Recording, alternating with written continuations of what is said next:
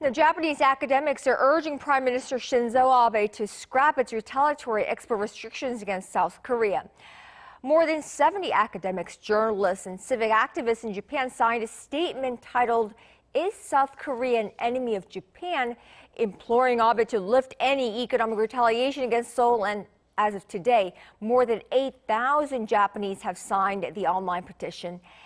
Spearheading that movement is a historian and Professor Emeritus at the University of Tokyo, Haruki Wada. Now, I had a chance to speak with him earlier and started by asking him about this very petition. Those of us who are gravely concerned about the current South Korea-Japan relations came up with this statement to appeal to the Japanese government, the media, and the Japanese people.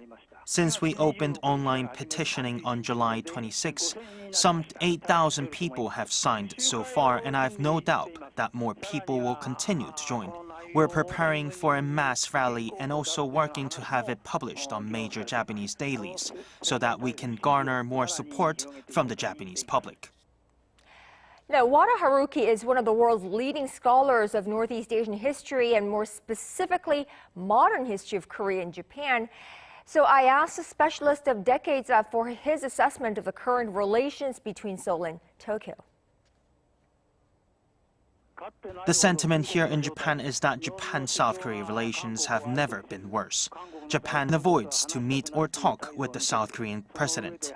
The bigger problem is the latest survey results that show over 50% of the Japanese people think they have no reason to be against the government's export curbs on semiconductor materials to South Korea. At the core of this problem is, of course, the Japanese government's incorrect perspective of history, an absence of established nationwide feeling of remorse for its colonization of the Korean peninsula. Haruki Wada also told us of a recent university lecture he had in Tokyo where 2 out of 3 questions he received were based on belief that South Korea was to blame for the latest trade row between the two countries. And he blames this to incorrect information fed to the public.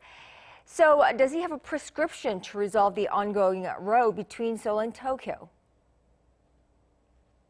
Basically, what's critical at this point is for Japan to recognize and voice out that there are still many Japanese who recognize South Korea as a valuable neighbor and do feel remorse for Japan's past colonization of the Korean peninsula. Most problems that arise between Japan and South Korea stem from Japan's historical wrongdoings.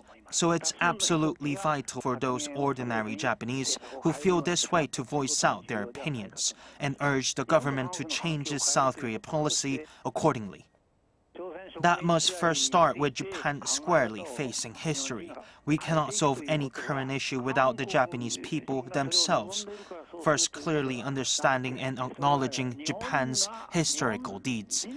This is not for the sake of the South Korean people, but for the Japanese people themselves. It's for the sake of the Japan to correctly face history so that the people of Japan can come to peace with themselves and live in peace with the rest of the world.